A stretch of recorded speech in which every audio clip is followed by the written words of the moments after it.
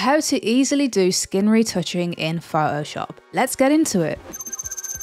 To get started, we want to go ahead and create a black and white adjustment layer above our image. We can do this by going to the adjustment layer icon that's just below the layers panel and then choosing black and white. For this example, I'm just going to rename this blemish reveal. So with that layer created, we then want to go to the red slider on this layer and bring the slider down. Doing this will highlight the acne and the blemishes, making them easier to paint in the next step. Once that's done, we then want to go ahead and create a new layer. I'm going to rename this layer Retouch 1, as this is where the first part of the retouching process will sit.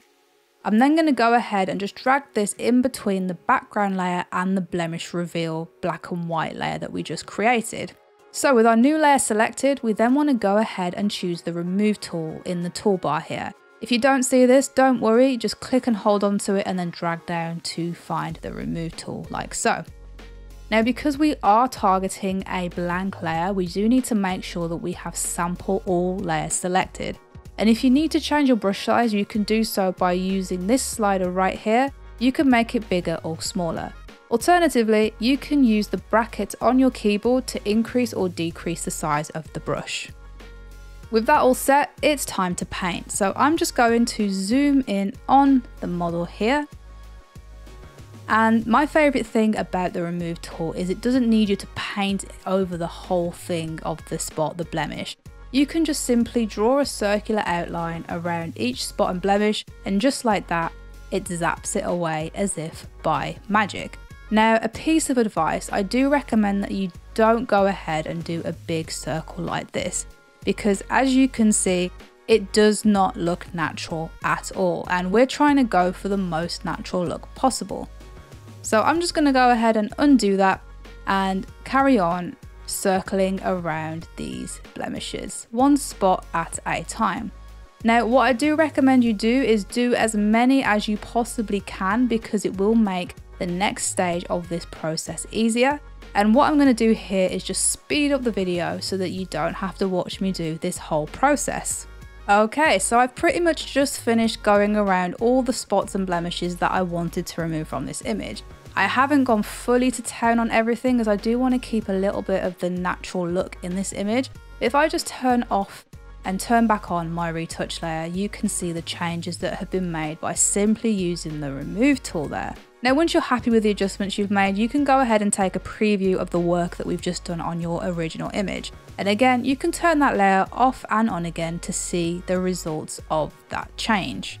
Now, while this process has done a fantastic job in removing some of the blemishes here, we do still have a few imperfections that we'd like to smooth out in this image, and we can do this through a process called frequency separation.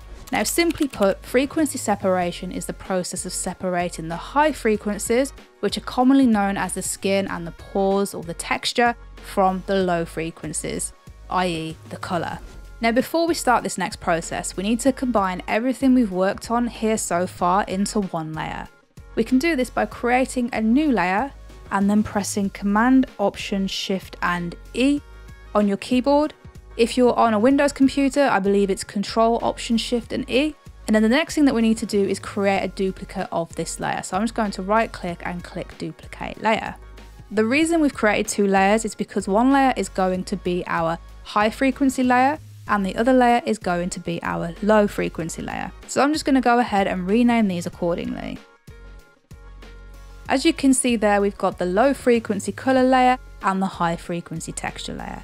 Now, just for this moment, we are going to disable the texture layer and just work on the low frequency color layer. The next thing that we're going to do is add a blur to this layer. So we need to make sure that we have the color layer selected and then go up to filter, go down to blur and choose Gaussian blur. This box is going to appear. Now, what I'm going to do is just drag this preview box over to the face of our model here, where I can see her pores like so. Now, the point of this is to bring this level up just to a point where it covers the pores. So we just want it to be at a point where the pores just about disappear. Now, if you ramp this all the way up, you're going to have less control when we come to fine tuning this image further. So I typically leave it at a level where those pores are just about disappearing. So for me, it looks like it is about something like that. Now this is going to be different for everyone, as your images will feature different skin textures. So I'm just going to go ahead and choose OK on that. And by doing that, you can see that we have lost the details in our skin and our image has become a little bit blurry. Now this is where our high frequency texture layer comes in.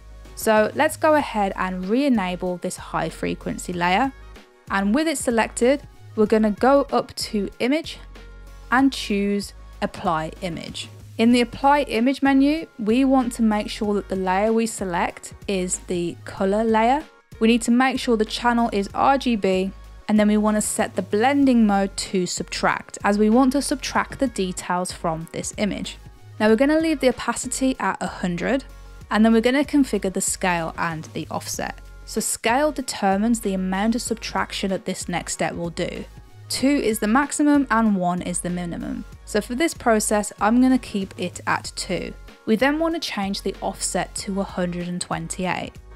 The reason for this is the value of neutral grey is R128, G128 and B128. And neutral grey is important for when we change the blend mode in the next step.